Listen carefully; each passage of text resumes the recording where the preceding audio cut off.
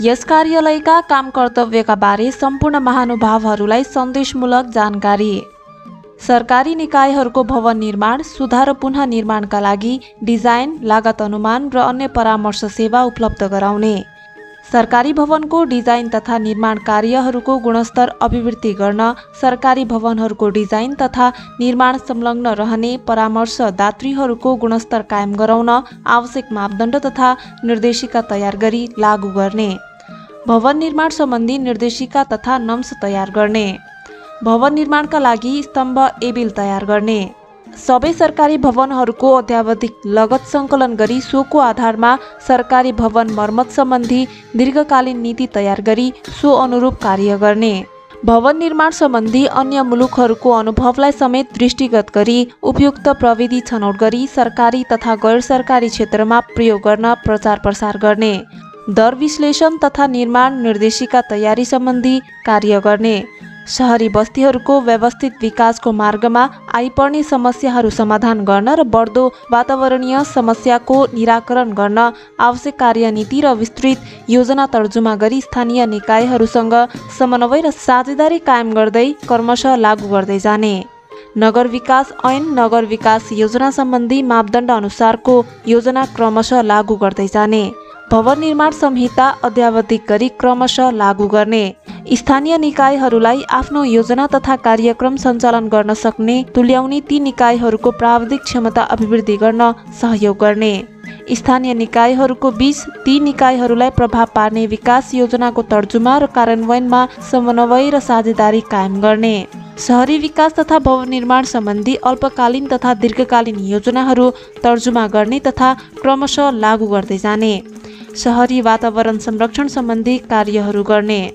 संयुक्त आवास नीति अन्तर्गत निर्माण हुने संयुक्त आवास भवन सम्बन्धी स्ट्रक्चरल डिजाइनको संश्लेषण गर्ने। समय समयमा नेपाल सरकारबाट तोकिए बमोजिमको अन्य कार्यहरू गर्ने। शहरी विकास तथा भवन कार्यालय घोराही दाङको जनहितमा जारी सन्देश।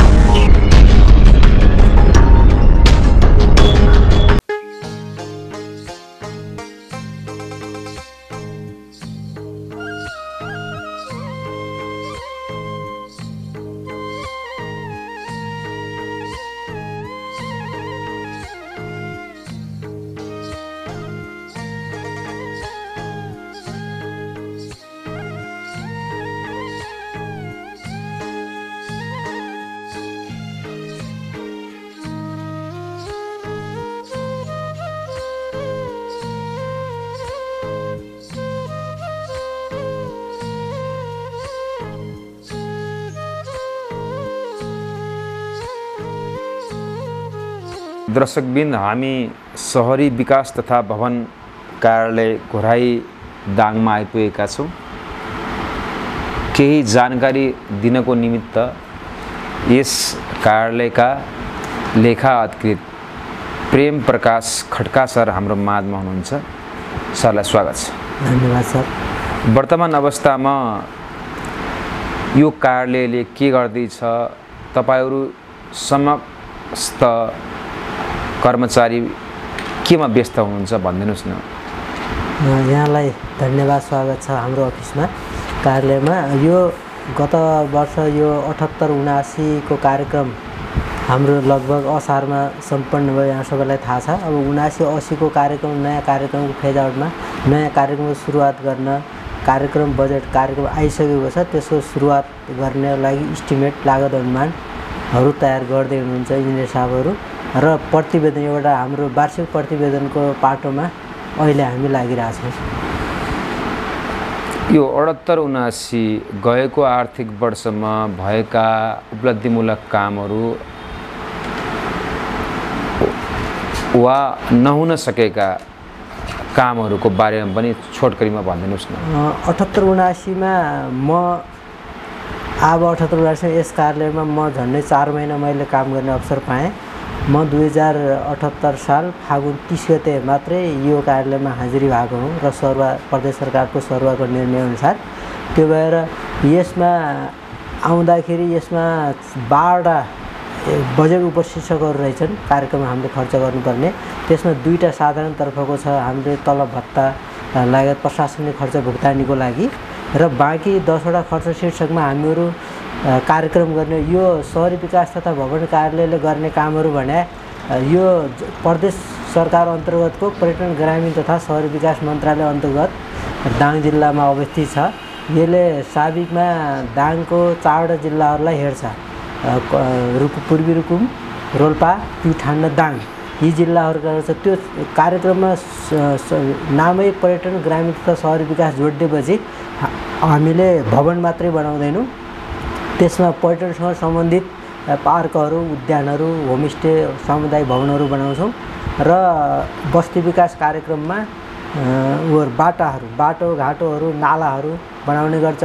त्यो अन्तर्गत अर्को एउटा महत्त्वपूर्ण काम के छ भने यो जनता आवास कार्यक्रम, आवास व्यवस्था तथा बस्ती विकास भन्छ। यो सङ्घीय सशर्त अनुदानमा पैसा आउँछ। यसले दाङले हेर्ने 4वटै जिल्लालाई हेर्छ। त्यसमा विशेष त कराइट एरिया छन्, छनौट गर्ने प्रक्रियाहरू हामीहरू दलित, उत्पीडित, के अरे समान्तकृत वर्गहरू, मुस्लिम समुदायलाई पनि हेर्छ। यसले यो 4वटा वर्गलाई विशेष गर्छ। यसमा हामीले गराइ 3,36,000 अनुदान दिन्छौँ, तर एकैपटक दिँदैनौँ। हामीले अनुदान दिने भने किस्तामा दिने हो। त्यो कारणले यो एउटा त्यो कार्यक्रम छ महत्त्वपूर्ण, सङ्घीय सशर्त अनुदानमा आउँछ। अरू भने प्रदेश सरकारबाट आउने, र त्यसमा कतिपय हामीहरू यो अफिसले भवन निर्माण गर्ने भावनाले एउटा शैक्षिक विकास कार्यक्रम भन्ने पनि छ। त्यसमा हामीहरू बहुउद्देश्य प्राविधिक विद्यालयहरू बनाउँछौँ। त्यसमा अहिले त्यो कार्यक्रममा हाम्रो 12 करोड 86 लाख बजेट थियो यो गत वर्ष 78-79मा। त्यसमध्येमा एउटा पूर्वी रुकुमको भूमेमा बहुप्राविधिक शिक्षालय बन्दैछ र एउटा तुलसीपुरमा मेट्रो कलेज बहुप्राविधिक शिक्षालय बन्दैछ। यो 2टा। एउटा अर्को हामीहरू स्वास्थ्यतर्फका भवनहरू बनाउँछौँ। स्वास्थ्यतर्फ भन्नाले हाम्रा तुलसीपुरमा एउटा तिनीहरू प्रादेशिक अस्पतालको सुदृढीकरण गर्ने काम भइरहेछ। एउटा अर्को लमैमा ट्रमा सेन्टर अस्पताल र पूर्वी रुकुममा अस्पताल। यो 2टा ठुला प्रोजेक्ट हाम्रो, त्यो पनि ठुला हुन्। यो हामीलाई समग्रमा हामी कहाँ 4वटा एकदमै ठुला लगभग 15-20 करोडभन्दा माथिका कार्यक्रम एउटै छ। कर्मागत योजनाहरू यिनी लगभग 76, 77, 78देखि नै जारी छन्। र अरू हाम्रो नियमित काम भने अर्को एउटा छ सरकारी भवनहरू मर्मत सुधार गर्ने। त्यो पनि हाम्रो 4वटै जिल्लामा। यो गत माघदेखि प्रदेश सरकारले निर्णय गर्यो पूर्वी रुकुम र रोल्पा हेर्ने गरी छुट्टै अफिस स्थापना गरेको छ रोल्पामा। तर यद्यपि अहिले हाम्रै कार्यालय प्रमुखलाई नै त्यो त्यहाँको जिम्मा दिएको छ। मानवीय हाम्रो प्राविधिक जनशक्तिको कमीले होला। अनि त्यो कारण हाम्रो त्यो 2टा जिल्ला अहिले हामीबाट टाढा भएको छ। तर यो वर्ष हामीले जनता आवास कार्यक्रम हामीले नै हेऱ्यौँ। अब यो आउँदो 79-80मा त जनता आवास लगायतका सबै कार्यक्रम रोल्पा र प्युठान, रोल्पा र पूर्वी रुकुमको लागि रोल्पा शहर विकास कार्यालय नै हेर्छ। हामीले हेर्ने भने अब प्युठान र दाङ मात्रै हो। र गतको 78-79को हाम्रो प्रगति हेर्दा एउटा आर्थिक मामिला तथा योजना मन्त्रालय भन्ने थियो। त्यसमा एउटा मात्रै बजेट, एउटा मात्रै कार्यक्रम थियो। त्यो कार्यक्रम हामीले सम्पन्न गऱ्यौँ र सबभन्दा बढी एउटै भावनाले सबभन्दा बढी पर्सेन्ट त्यसकै पनि भएको छ, 92.31 भएको छ। अनि अर्को एउटा अघि मैले भने जस्तै आवास व्यवस्था तथा बस्ती विकास भन्ने छ। हामीले जनता आवास कार्यक्रम हामी सर्टकटमा भन्छौँ। त्यसमा हामीलाई तोकिएका गत वर्षदेखि नै लक्ष्य हुँदै आएका प्युठान, रोल्पा, दाङ जिल्लाहरूमा 486वटा घरहरू बनाउने हाम्रो कार्यक्रम थियो।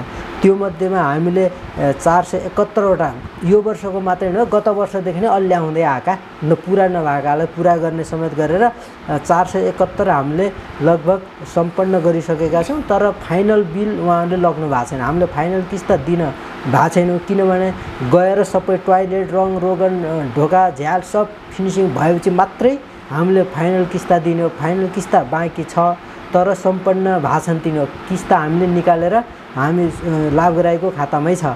अब उहाँहरूलाई दिने हो, समिति हुन्छ एउटा होइन त्यो। अनि अर्को एउटा हाम्रो 2टा अघि मैले भने जस्तै तलब भत्ता प्रशासनिक अफिस सञ्चालन हुन्छ।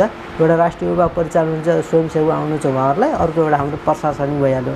अनि अर्को छ हाम्रो आवास तथा भवन मर्मत सुधार भने रोल्पा, पूर्वी रुकुम, दाङ र प्युठान जिल्लाका सरकारी भवनहरूको कार्यालय भवनहरूको मर्मत सुधार गर्ने साना एउटाको 5 लाख हुन्छ बढीमा हुन्छ त्यो हाम्रो लगभग अहिले यो वर्ष कार्यक्रममा उति थियो के अरे यसमा टोटल 65वटा कार्यक्रम थिए 65मा हाम्रो 11वटा हुन सकेनन् 11वटा सम्पन्न भए लास्टमा हामीले भुक्तानी गर्न सकेका छैनौँ त्यो भएको कारणले गर्दाखेरि अहिले 49वटालाई हामीले के अरे 51वटा हामीले सम्पन्न गर्यो बाँकीलाई उसमा छ हाम्रो अहिले भुक्तानी हुन नसकेर आउँदो वर्ष भुक्तानी बाँकीमा राखेका छौँ त्यो भुक्तानी गर्ने प्रक्रियामा छन् र अर्को हाम्रो आवास व्यवस्था तथा बस्ती विकास भन्ने सबभन्दा हाम्रो ठुलो कार्यक्रम भन्नाले योजनाको हिसाबले सबभन्दा ठुलो यसमा 77वटा योजना थिए 5 लाखदेखि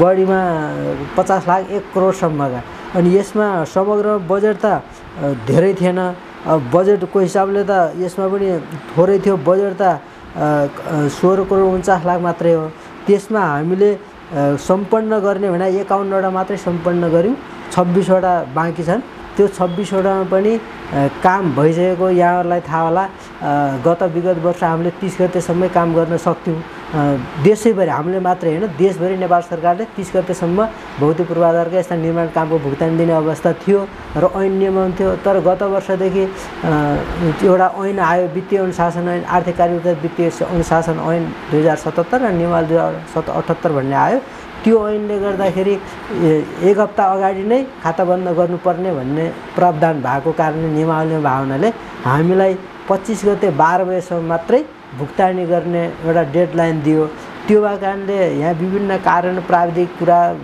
हरेकले गर्दाखेरि 30 गतेसम्म हुन्छ भन्ने प्राविधिकको मानसिकता हाम्रो निर्माण व्यवसायीहरूको मानसिकता त्यसले गर्दाखेरि हामीले काम भए सम्पन्न भए तापनि उहाँहरूले 25 गते 12 बजेसम्म बिल यहाँ पेश गर्न सक्नु भएन त्यो भएको कारणले भुक्तानी गर्न बाँकी छन् 26वटा योजनाहरूको हामीले भुक्तानी गर्न सकेनौँ बाँकी 51 भुक्तानी गऱ्यौँ त्यो भएको कारणले समग्र हाम्रो अहिले प्रगति प्रतिशत पनि त्यति राम्रो भएको छैन किनभने त्यही कारणले गर्दाखेरि कति प्रतिशत छ सर भौतिक वित्तीय प्रगति वित्तीय हाम्रो 53.97% मात्रै छ भौतिक प्रगति त हाम्रो लगभग 70-80% छ किनभने हामीले काम सम्पन्न भएर हामी कहाँ अहिले फाइल छन् त्यो प्रक्रिया सरकारले भुक्तानी दिने प्रक्रियामा छ भन्छ हामीले मन्त्रालयमा पठाउँछौँ सबै होइन त्यो अनि अर्को हाम्रो एउटा कार्यक्रम छ शहरी पूर्वाधार विकास कार्यक्रम भन्ने यसमा हाम्रो 26वटा योजना छन् 26वटा योजनामा हामीले 16वटा योजना सम्पन्न गर्यौँ 16मा 10वटा योजना चाहिँ हामीले त्यस्तै 10वटा योजनाको पनि हामी कहाँ राति 25 गते राति 12 बजेसम्म बिल भरपाई र त्यो कामको मूल्याङ्कन आउन सकेन त्यो भएको कारणले हामीले त्यसलाई पनि भुक्तानी गर्न सकेनौँ र त्यसलाई पनि आगामी यो आगोमा भुक्तानी गर्ने काम त सम्पन्न भएको छ भौतिक रूपमा त त्यो हामीले आगामी गर्ने भनेर हामीले 18 नम्बर फार्ममा चाहिँ 204 पछि उसले त्यो हामीले गराएको छौँ अनि अर्को छ एउटा प्राविधिक अस्पताल सुदृढीकरण कार्यक्रम भन्ने मैले अघि भने जस्तै अस्पतालहरूको सुदृढीकरण यो हाम्रो मन्त्रालयले अख्तियारी नदिएर हाम्रै प्रदेश मन्त्रालयको स्वास्थ्य तथा जनसङ्ख्या मन्त्रालय अहिलेको स्वास्थ्य मन्त्रालयले अख्तियारी दिन्छ त्यसमा भवन सुधार गर्ने भवन बनाइदिने नयाँ सुधार गर्ने त्यसमा छ त्यसमा हाम्रो 4वटा कार्यक्रम थियो त्यो 4वटामा कर्मागत छन् सम्पन्न भएको छैन कर्मागत एकदम कामहरू लगभग 3वटा लगभग सम्पन्न हुन लाग्छ एउटा अलिकति टाइम लाग्छ तर तिनीहरूको म्यादभित्रै छन् म्याद पनि गएको छैन म्यादभित्रै कर्मागत छन् अनि अर्को यो भवन तथा सभा हल निर्माण भन्ने कार्यक्रम छ मेन पहिला भवनले गर्ने काम यही मात्रै हो भवन तथा सभा हल भन्ने होइन यसले भवनहरू बनाउँछ गैर आवासीय भवन गैर सरकारी भवन पनि बनाउँछ सामुदायिक भवन पनि बनाउँछ जस्तै हामी यसलाई प्युठानको स्वर्गद्वार धर्मशाला भवन निर्माण गरिरहेछौँ एउटा त्यो अरू सामुदायिक होमस्टे भवन पनि हुन्छ अनि अरू विभिन्न नेत्रलाल स्मृति प्रतिष्ठान भवन अनि बिपी स्मृति प्रतिष्ठान भवन अनि लमैमै परशुनारायण चौधरी प्रतिष्ठान भवन यिनीहरूमा बजेट विनियोजन भएको छ यस्तै धेरै छन् तिनीहरूको पनि हामी काम गर्छौँ त्यो भएको कारणले यसमा हाम्रो 21वटा थियो 21मा हाम्रो 7वटा हुन सकेन अरू भए सम्पन्न भए अब यसमा अघि हजुरले भने अरू सबै अहिले काम स्मुथली गएको थियो राम्रो थियो सबै थियो अलिकति समस्या हिजोको हाम्रो एउटा पत्रिकामा पनि आएको छ युगबोधमा यो घोराई बजारको इन्टरलकिङ भन्ने छ 3वटा बाटाको यसको टाइम त धेरै भएको छैन ठ्याक्कै 77 चैतको 1 गते सम्झौता भयो त्यो भएको कारणले पहिलोमा कोरोनामै फेजमा पर्यो होइन त्यो पनि अब म्याद एकपल्ट थपियो, त्यो पनि त्यस्तो कोर्निक छैन, अब सम्पन्न हुन्छ। 80% काम भौतिक रूपमा प्रगति भएको छ, 71% वित्तीय प्रगति भइसकेको छ। सबभन्दा कोर्निक भने हामीलाई एउटा घोराई 13 मा शब्दायी स्थल भवन निर्माण भन्ने छ। यो तुलसीपुर घोराई उपमहानगरपालिकाको वडा नम्बर 13 मा शब्दायी स्थलको भवन निर्माण भन्ने छ, क्रियापूर्वक बस्ने अथवा त्यो केही संरचना होला हैन। त्यसको हामीले यो 76-77 कै ठेक्का हो, 76-77 ठेक्का हो। अहिलेसम्म त्यो सुरु नै भएको छैन, किनभने विवादको कारणले, त्यहाँका स्थानीय विवादको कारणले हाम्रो त्यो कामै सुरु भएको छैन। हरेक वर्ष बजेट विनियोजन हुन्छ, काम हुन भएको छैन। अब समग्र रूपमा हाम्रो त्यो एउटा मैले देखाएको त्यो छ। अरू त साल रूपमा आउँछ, सम्पन्न भएको छन्। र कर्मागत भनेका योजनाहरू अघि मैले भने जस्तै शैक्षिकका 2टा सबभन्दा ठुला, अनि अस्पताल 2टा ठुला, लमई र पूर्वी रुकुम, अनि र एउटा त्यही धर्मशाला भवन स्वर्गद्वारीमा, अनि एउटा तुलसीपुर राप्ती प्राथमिक अस्पतालमा एउटा तलाथप र पेडियाट्रिक भवन निर्माण भन्ने छ। त्यो यिनीहरू ठुला भवन कर्मागत रूपमा छन्। अरू बाँकी योजनाहरू त साल बसालले आउँछ, 20 लाख 30 लाख 50 लाख हुन्छ त्यो। अनि अब हजुरहरूले यहाँ समग्र अरूले पनि पब्लिक जनताले, हजुरहरूले, मिडियाले एउटा बुझ्नुपर्ने के छ भने हामी हरेक काम ठेक्काबाटै गर्छौँ, निर्माण व्यवसाय ठेक्का प्रक्रियाबाटै काम गर्छौँ। अहिले हजुरहरूलाई थाहा होला, ठेक्का प्रक्रियामा मान्छे धेरै मैले यहाँ देखाएँ 43% बिलोमा काम छ क्या। 43% बिलो कामले गर्दाखेरि, किनभने पैसा त बच्यो नि, प्रगति भएन क्या। 1 लाख रुपियाँ आएको थियो भने हामीले त 57,000 मात्रै काम सम्पन्न गर्ने भयौँ। 43,000 त हाम्रो के हुने भयो, फिर्ता हुने भयो नि। हो त्यो भएको कारणले हामी त वित्तीय प्रगतिमा समग्र हाम्रो 80-90 नपुग्ने कारण त्यो हो क्या। यदि उहाँहरूले ठेक्का त 1 लाखको काम त 1 लाखको हो नि, 1 लाखको काममा उहाँहरूले ठेक्का बोल्दा 1 लाखै हालाए त 100% वित्तीय प्रगति हुन्थ्यो। उहाँहरूले नै म 57,000मा काम गर्छु भनेको त 43,000 त बच्यो नि। 43% त हाम्रो त्यही काम हुन भन्नाले पैसा बच्यो क्या। हो त्यो भएको कारणले हाम्रो कहिल्यै पनि 90% अथवा 100% काम हुन्न, किनभने ठेक्का बिलो बोल्यो, बिलो त्यो पैसा त स्टक हुन्छ, बाँकी भयो भने त्यो पैसा हामीले फिर्ता गर्ने हो। त्यो कारणले गर्दाखेरि र समग्रमा अहिले यो निर्माण व्यवसायी लगायत कार्यालयमा हाम्रो जनशक्ति थोरै छ, एकदमै कम छ। प्रदेशमै जनशक्ति कम छ, त्यो मध्येमा पनि अझ भवन निर्माणतिर एकदमै कम रहेछ जनशक्ति। म पहिला भू तथा जलाधार व्यवस्थापन कार्यालयमा 3 वर्ष बसेँ, त्यहाँ पनि जनशक्ति हामीले 6 जिल्ला हेर्थ्यौँ, त्यहाँ पनि अलिक कमै छ दरबन्दी। त्यही पनि कम दरबन्दी अनुसार मान्छे त छैनन्, त्यही पनि त्यहाँ अलि हुनुहुन्थ्यो प्राविधिक 4-5 जना। यहाँ त प्राविधिक भनेको थाहै भने 2 जना मात्रै हो क्या। हाम्रो हाकिम साहब अनन्त कुमार देव, अर्को इन्जिनियर हाम्रो नारायण ओली, त्यति हो। अरू हामी डोर हाजिरी लगायत अरू कामबाट करारबाट काम भइरहेछ। अब समग्रमा हाम्रो अहिलेको अवस्था यही हो। अब यो आउँदो वर्ष पनि यस्तै हाराहारीमा बजेट छ, अब त्यसलाई कार्यान्वयन गर्ने। यो आर्थिक वर्षमा कति बजेट चाहिँ? यो आर्थिक वर्षको समग्र हाम्रो बजेट त्यो अघि मैले भनेका 2टा चालु पुँजी गरेर 88,71,17,000 हो टोटल बजेट हाम्रो यो वर्षको यति हो। अनि यसमा हामीले खर्च कति गर्यो भने 47,88,13,780 रुपियाँ मात्रै भयो र हाम्रो फिर्ता नै 40,83,00,000 फिर्ता भयो हैन। यसमा हामीले समग्र 53.97% प्रगति गर्न सफल भयौँ। सर, यो आर्थिक वर्ष 2079-80 मा तपाईहरुले के गर्ने सोच गर्नु भएको छ? कति उपलब्धिमूलक काम गर्ने सोच गर्नु भएको छ? विशेष प्राथमिकता कुन जिल्लालाई दिनुहुन्छ अथवा कुन भेगलाई दिनुहुन्छ? कसलाई प्रमुख केन्द्रबिन्दुको रूपमा मानेर अगाडि बढ्नुहुन्छ? हामीले यो गत विगत वर्ष चाहिँ 79-80 पनि कार्यक्रम यस्तै कार्यक्रम लगभग यही रेसियोमा कार्यक्रम आछ। कार्यान्वयन हुने अब चरणमा छ। कार्यान्वयन त सुरुमा हामी आइसकेपछि त्यसको दर रेट जिल्ला दर रेट पास हुन्छ, त्यो भइसक्यो। जिल्ला दर रेट पास भइसक्यो, हाम्रो प्राविधिक साथीहरूले इस्टिमेट तयार गर्नुहुन्छ, लागत अनुमान तयार गरिसकेपछि अब हामी फेरि मैले अघि भने जस्तै टेन्डर हो, हामी गर्ने टेन्डर हो। टेन्डर प्रक्रियामा गएर कामलाई अहिले यो वर्ष पनि हामीले काम नगरे होइन, काम राम्रै गरे, स्मुथली गयो सबै। तर एउटा मानसिकता के भयो भनेपछि निर्माण व्यवसायी हामी कर्मचारी भनौँ, कार्यालय निर्माण व्यवसायी र अन्य पक्षहरूले के भने गत विगत वर्षहरू चाहिँ 30 गतेसम्मै काम गर्न पाइन्छ है भन्ने एउटा मानसिकता, त्यो कारणले गर्दाखेरि अलिकति भुक्तानीमा हाम्रो कम हो। काम त भौतिक प्रगति भयो तर भुक्तानी मात्रै रोक्यो। भुक्तानी 25 गते 12 बजे डेडलाइन भएको हुनाले एउटा त्यो। तर यो वर्ष अब मान्छेको हुने त्यही हो। यो वर्ष अब निर्माण व्यवसायलाई हामी लगायत प्राविधिक लगायत सबैले त्यो कुरालाई मनन गरेर जति उ छ 25 गते अगाडि नै आउने गरी। सर यो भनिन्छ नि गुणस्तरीय काम हुन सकिरहेको छैन किनभने तपाईहरू निर्माण व्यवसायहरू ठेकेदारहरूको बिचमा मिलोमतो छ भन्ने कुरा पनि छ। यसलाई तपाईँले कसरी भन्नुहुन्छ? हामीले अहिले मिलोमतो भन्नाले पनि अहिले त तपाईँलाई थाहा होला ई-बिडिङ गत पिपिएमओ भन्ने एउटा संस्था छ, सार्वजनिक खरिद अनुगमन कार्यालय केन्द्रीय रूपमा। त्यसले एउटा ठेक्का निर्माण पनि ठेक्का प्रक्रियाको लागि एउटा छुट्टै के अरे विद्युतीय प्रक्रिया नै गराउँछ। विद्युतीय प्रक्रियाबाट हुने ठेक्का हो। अब हामीले टेन्डर आवरण विद्युतीय प्रक्रिया टेन्डर आवरण गर्छौँ, उहाँहरूले पनि विद्युतीय प्रक्रियाबाट हाल्नुहुन्छ।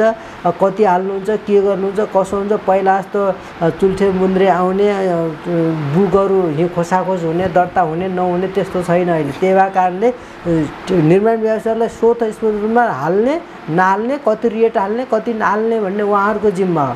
हामीले दर रेट अनुसारको इस्टिमेट गरिदिने, त्यो अनुसारको त्यो पिपिएमओको वेबसाइटमा राखिदिने, बोर्डबाट टेन्डर गर्दै राख्ने हो। मिलोमतो भन्ने कुरो यो पछिल्लो पिरियडमा त मलाई त्यस्तो हुन्छ जस्तो लाग्दैन।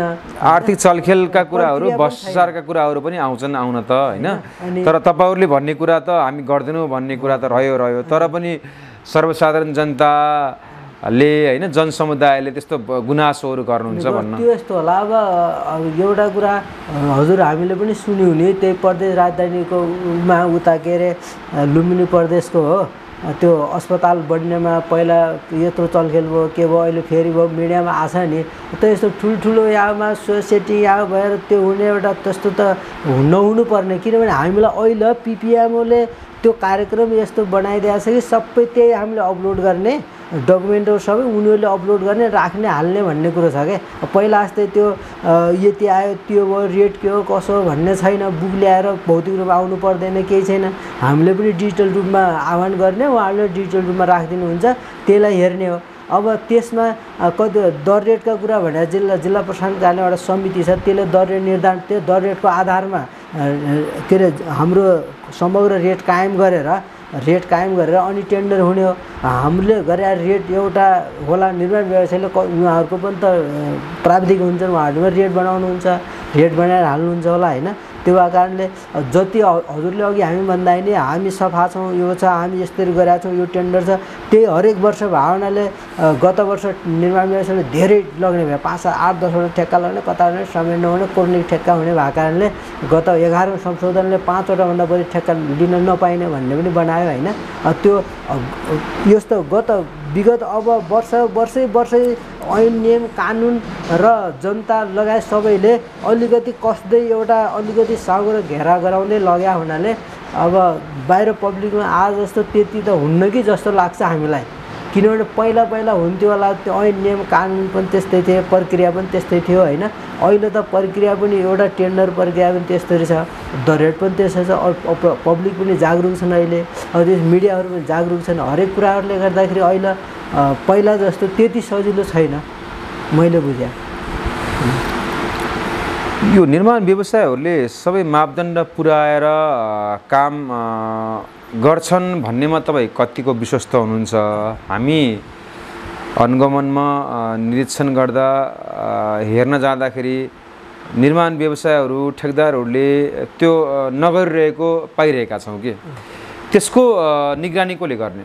यस्तो हामी त्यही त हामीसँग हामीले जो दर रेट गरायौँ, जस्तो दर रेट छ, जस्तो इस्टिमेट छ, जस्तो लाग्नु छ त्यो अनुसारको काम होस् भन्ने कार्यालयको हामीहरूको चाहना हो, प्राविधिकको कार्यालयको चाहना हुन्छ। अब त्यो चाहना हुँदै पनि निर्माण हुने ठाउँमा हाम्रो त आउँछ यहाँ त अघि मैले भने लगभग 200-300 योजना भयो नि हाम्रा 200-300 योजना यिनी छन्। यिनी योजनाबाट हामीले राखेका छौँ, के अरे सुपरभाइजर राखेका छौँ। सुपरभाइजर राखे पनि उसले एउटै ठाउँ सधैँ बस्ने त होइन, एउटा हेर्छ, अर्को ठाउँ हेर्छ, अर्को हेर्छ।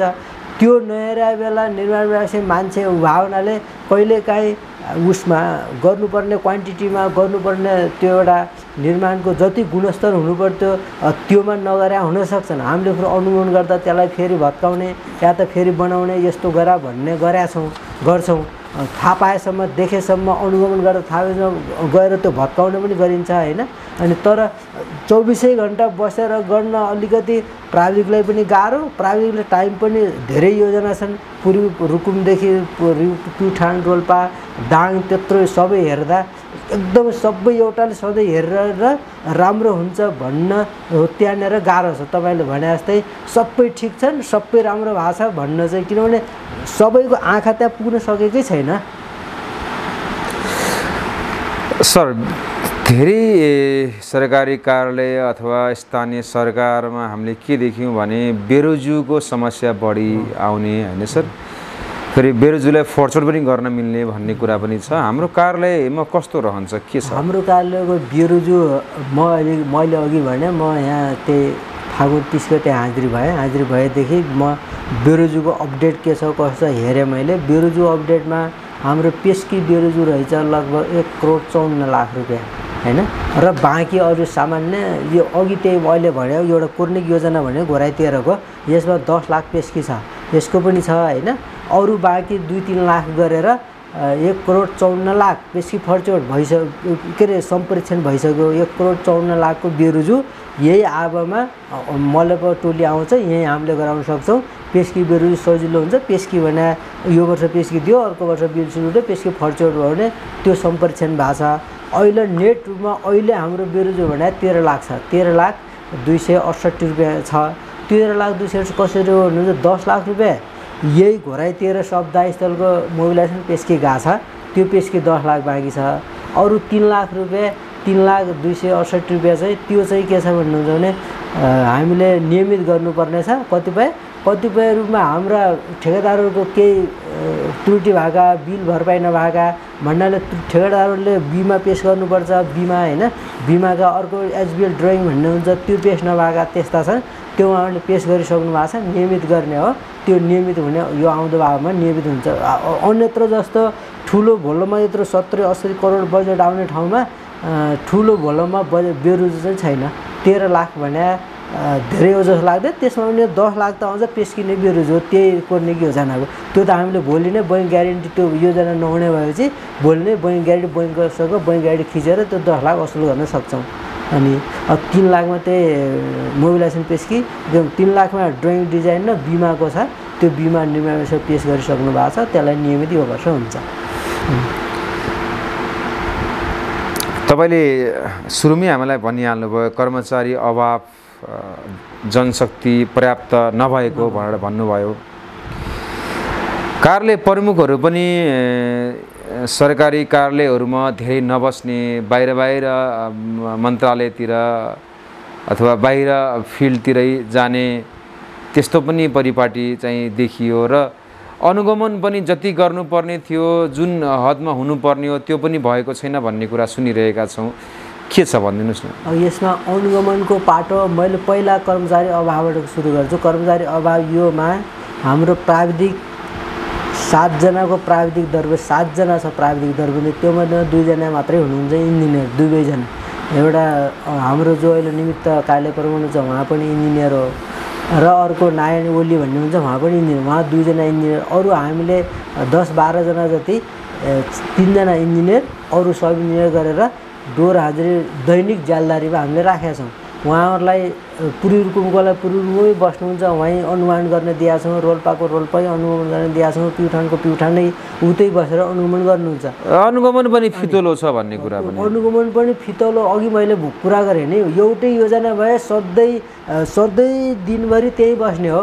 त्यही रोल्पामै पनि योजना त 12, 15, 20, 25, 30, 40, 50वटा छन्। त्यहाँ त्यही 2-3 जना मान्छे कता दुगुर्ने कता हेर्ने होइन, 24 घन्टा त्यही हेर्न सक्दैन। त्यतिखेर निर्माण व्यवसायीले पनि झुक्याउन पाए हुँदो भन्ने लाग्ने होइन। त्यो भएको कारण एउटा तराईका जिल्लाहरूमा त सजिलो भयो जस्तै दाङमा, तर प्युठान त्यसै गरेर अन्य जिल्लाहरू रोल्पा भनेर भन्नुभयो, त्यहाँ त अब पूर्वी रुकुम भनेपछि त पहाडी हिमाली पनि लबलब चाहिँ हुन्छ रहन्छ हैन त्यहाँ काम गर्दा कतिको अप्ठ्यारो हुन्छ त्यहाँ अहिले पूर्वी रुकुमको चाहिँ भूमे प्राविधिक शिक्षालय बन्दैछ हाम्रो भूमेको लुकुम भन्ने ठाउँमा हो त्यो म पनि गएको छु त्यहाँ एकदमै गाह्रो छ त्यो हिउँ पर्छ हुन्छ यहाँको मेटेरियल हरेक कुराहरू लिनै गाह्रो गराउनै गाह्रो छ हैन त्यो त तराईमा त धेरै समस्या छ त्यो कारणले गर्दाखेरि अब तराईमा त गाडी घोडा पनि प्रशस्त हुन्छ गाडी बस चल्छ हैन उता त त्यो पनि गाह्रो हुने एउटा त्यो समस्या छ तराईभन्दा पहाडमा धेरै अर्को कुरा सरले भने कार्यालय प्रमुखको हाम्रो कार्यालय प्रमुख म यहाँ आएदेखि घर अहिले अस्ति 3 दिन जानुभयो 24 गते जानुभयो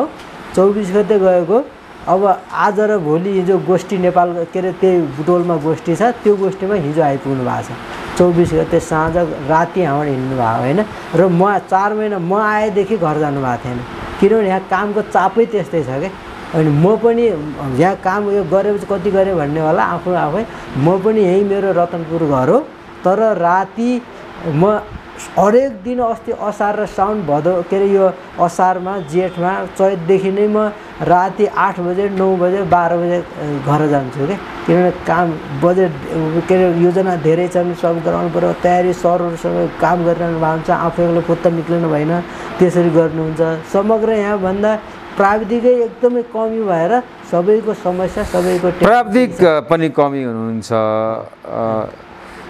अब प्राविधिकहरू जनशक्तिहरू कम हुँदै पनि कार्यालयको सेवा प्रवाहमा तपाईहरुले कन्जुसाइ गर्नुहुन्न त्यो त केही कमी छैन कम्प्रोमाइज गर्ने कुरा पनि हुँदैन कार्य सम्पादन जसरी गर्नुपर्ने हो गर्नुपर्छ अब अनलाइन सेवाका कुराहरू पनि रहेका छन् हैन अब प्रवृत्ति मैत्री पनि बन्ने भनेर नेपाल सरकारले भनिरहेको छ अब अनलाइन को व्यवस्था अनलाइन सेवाको बारेमा पनि के भन्दिनुहुन्छ अनलाइन सेवा यस्तो छ हामीले अनलाइन भनेर हाम्रो म मेरैबाट सुरु गर्छु लेखा अहिले जो आर्थिक प्रसारण छ चलाउने लेखा त्यो अनलाइन अहिले अनलाइनै छ अनलाइन नेपाल सरकारले हामीले बनाए हैन नेपाल सरकारले बनाएको सिग्यास भन्ने प्रणाली बनाएको छ 77-78 देखि देशभरिका सबै सरकारी कार्यालयले प्रयोग गर्ने त्यही हो सिग्यास हैन त्योमा प्रतिवेदन लेखेर खर्च सर्च सबै एउटा हामीलाई पनि धेरै सजिलो भएको छ एउटा त्यो हामीले प्रयोग गर्छौं अर्को जिन्सी व्यवस्थापन भन्ने छ जिन्सी व्यवस्थापन पाम छ भन्ने त्यो पनि यो जिन्सीको पहिला गराउँथे कति अफिसमा सामान आउँछ नि त त्यो जिन्सी पनि नेपाल सरकारले बनाएको छ त्यो पनि अनलाइन सिस्टमै छ हामीले यहाँ केही कुरा इन्ट्री गर्यौं भने नेपाल सरकारले सब हेर्न सक्छ देख्न सक्छ सब छ एउटा अर्को कुरा हाम्रो करका कुराहरु थियो नि कर इटिडिएस भन्ने गर्छ त्यो पनि अनलाइनै छ पहिला हामीले ल फलानाले फलानाको कर बाबु यति रुपैयाँ काटेको छ है भनेर हामीले लेखेर आराकालाई जानकारी दिन्थ्यौं तर अहिले त्यो पनि हजुरहरु आउँदा म त्यही गरी बसेको थिएँ इटिडिएसै गरिरहेको छु इटिडिएस पनि त अनलाइनै छ अहिले हजुरले भने जस्तै प्रविधि भने सबै इलेक्ट्रोनिक उमै गरे अघि मैले ठेक्का कुरा गरे भने ठेक्का पनि अनलाइनै छ ठेक्का पिपिआईले गराउँछ ठेक्का पनि अनलाइनै सिस्टम छ र अहिले समग्र रूपमा हामी नै यो अडिट अघि हजुरले भन्नुभयो अडिटको कुरा महालय परीक्षा कार्यालय आउँछ अडिट गर्छ त्यो अडिटको पनि अनलाइनै छ अडिटको पनि अनलाइनमा रिपोर्ट कम्प्युटर र अनलाइनसँग अलिकति सफ्टवेयरसँग ज्ञान नहुने भने लगभग कामै छैन सबै कुरा त्यस्तो भएको छ त्यो हुँदा हुँदै पनि कतिपय हामीले बडा सफ्टवेयर हैन सफ्टवेयर बनाएर नेपाल सरकारले बनाउँछ दियो अब त्यसमा गराउने त्यो मध्येमा सबभन्दा मलाई गाह्रो भएको चाहिँ अनलाइनमा इटिडिएसै अप्ठ्यारो किनभने त्यसको सोध्ने बुझ्ने ठाउँ छैन के अरु हाम्रो जति ठाउँ छन् सिग्यास छ पाम छ यो न्याम छ यिनी जति छन् तिनीहरुको फोन नम्बर छ के अरे अर्को एउटा नम्बर हुन्छ नि टोल फ्री नम्बर छ मान्छेहरुको नाम सर लेख्दा छ सम्पर्क नम्बर छ त्यो उहाँहरुको इमेल नम्बर छ तर इटिडिएस मा आदि राष्ट्र कार्यालयले यो गरेको छैन के हामीलाई गाह्रो त्यही छ समग्रमा जे होस् अहिले यो प्रणाली प्रविधि भावना सूचना मैत्री प्रविधि भावना एकदम राम्रो भएको छ यसरी हामीलाई छोटो मिठो जानकारी समय प्रदान गरिदिनु भएकोमा धेरै धेरै धन्यवाद दिन चाहन्छु अन्तमा सम्पूर्ण जिल्लावासी जनसमुदाय दर्शकवृन्दहरूलाई के भन्न चाहनुहुन्छ एउटा लेखा अधिकृत कार्यालयको जिम्मेवार पदमा रहेको व्यक्तित्वको नाताले धन्यवाद यहाँलाई। अब यस्तो हो, समग्रमा भन्दा हामी राज्यका सेवक हौँ, हामीले जनतालाई सेवा दिनुपर्छ। हामीलाई हाम्रो ऐनमै पनि लेखाएको छ 24 घन्टा नेपाल सरकारले अन्डरमा काम गर्नुपर्छ भन्ने ऐनमै व्यवस्था भएको कुरा हो। त्यहीलाई टेकेर त्यहीलाई फलो गरेर हामी आएको। त्यो भएको कारणले हामी जनताको आफ्नो क्षेत्रमा जनताको सेवा गर्न हामी तल्लिन्छौँ। हामी सेवक हो, शासक होइन, सेवक हो हामी। त्यो हिसाबले काम गरिरहेछौँ। अझ मेरो व्यक्तिगत रूपमा भन्दा त एकदम म हरेक कुराहरूमा सेवककै हिसाबले म काम गर्छु। हरेकको जनता सबैको जसरी सुविधा हुन्छ जे हुन्छ भन्ने मेरो धारणा होस्। हरेक आम कर्मचारीको पनि त्यही हुनुपर्छ, शासक होइन सेवकको हिसाबले काम गर्ने हो भन्ने हो। यहाँहरूलाई पनि धन्यवाद छ। धन्यवाद सर।